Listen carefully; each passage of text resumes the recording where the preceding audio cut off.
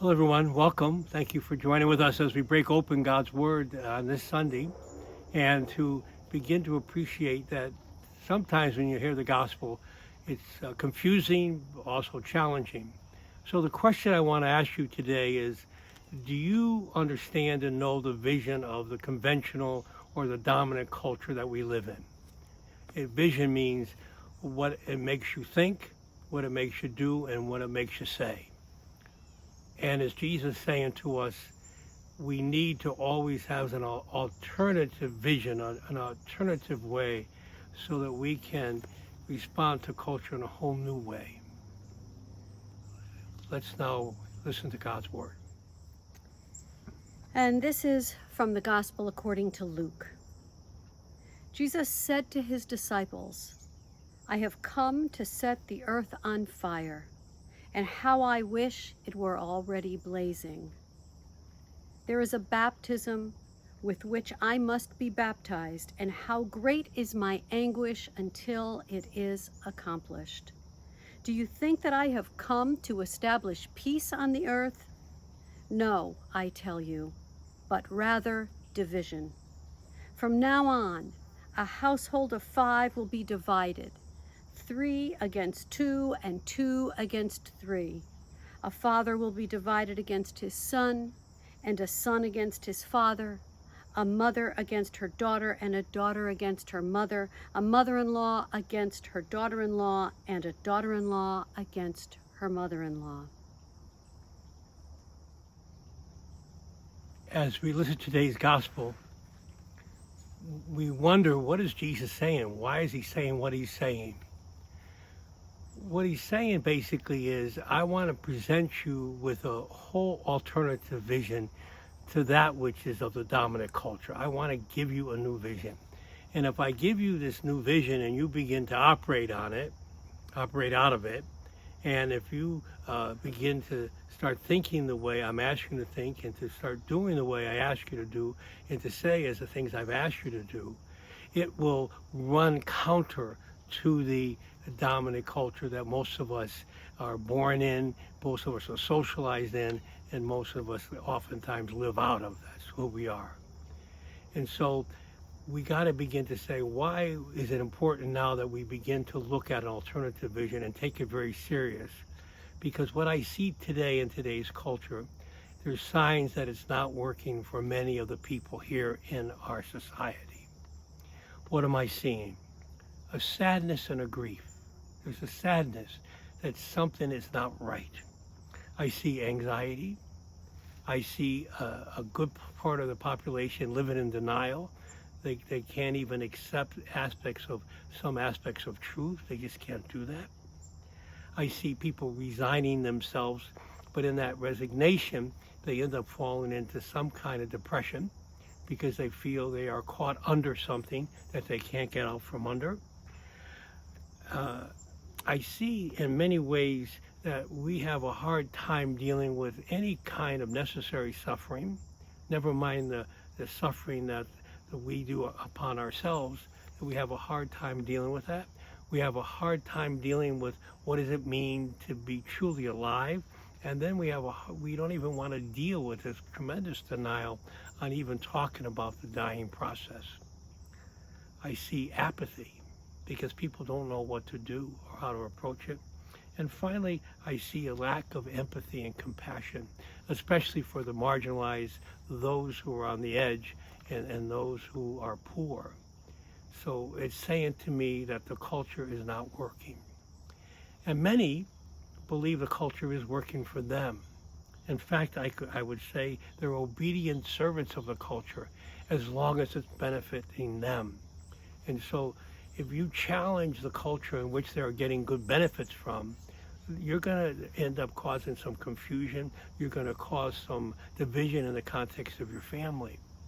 And so culture does work for some, but sometimes not for many. So we got to understand that if we begin to embrace this new vision that Jesus asks us, rooted in the gospel, that we're going to cause some confusion, because the culture wants status quo. They want to keep it the way it is, even though right now it's limping along.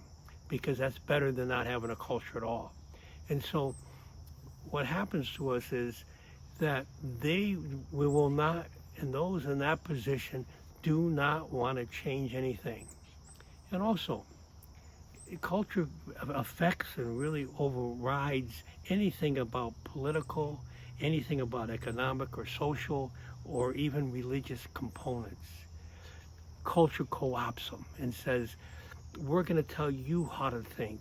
We're going to tell you what to do. We're going to tell you what to say. That's how powerful culture is. The whole socialization process really comes in very strong, and it will never go away. So cultures will have ups and downs, but it's not what Jesus is saying that we need to do or not do. So we look at that. So how do we look at the culture? How do we begin to see what makes a difference? As I was praying with this and I was looking at what's the difference? What's the difference? I ended up going to page 39 in our book, and that is the page about the fulcrum. And I prayed with it, I wrestled with it, and I said, yes, that most of us in this society of ours are along the ego self. Now, the ego self in culture by its very nature is rooted in the sense of security, of self-preservation. It's rooted essentially in the question of self-interest. It's I need to get what I want. And it's also rooted deeply in self-definition. The culture tells me what I must do and have in order to fit in to the culture and get some of the benefits of the culture. So what's happening is this is being put before us. And when I look at these pieces on the ego self, I say to myself, these are running rampant. These are on steroids, these qualities, these aspects. Then I look over who am I in God, the spirit self within me, deep within me. I say, these are in almost like a hum. The other one is like a voice screaming and yelling at you. So the question I'm going to ask you, at least to try to struggle with this week, is can you look at these, who the spirit self, and say, what does it look like practically if I'm going to live that? Take a few of these and say, what does it mean to have a sense of attachment? What does it mean to feeling I'm one with all that is? You know, to take a couple of them and say, what is my imagination telling me? How can I envision something different than that which the culture says? Because we need people like yourself to begin to start visioning and beginning to start acting and thinking and doing a whole new way to stand against the way the culture is telling us to do it. Realizing, again, the 8th Beatitude in Matthew, that it will cause you some confusion and division in your life because people don't want to hear it. They'll think you're idealistic, you think you're whatever, but you don't get it. So I ask you to think about that. What does it mean practically for me personally as I put things in my life, or say practically, how do I live it out? What does it mean practically for my interaction with my family, with those who touch my life, with the community in which I'm part of? What does that mean practically on that piece?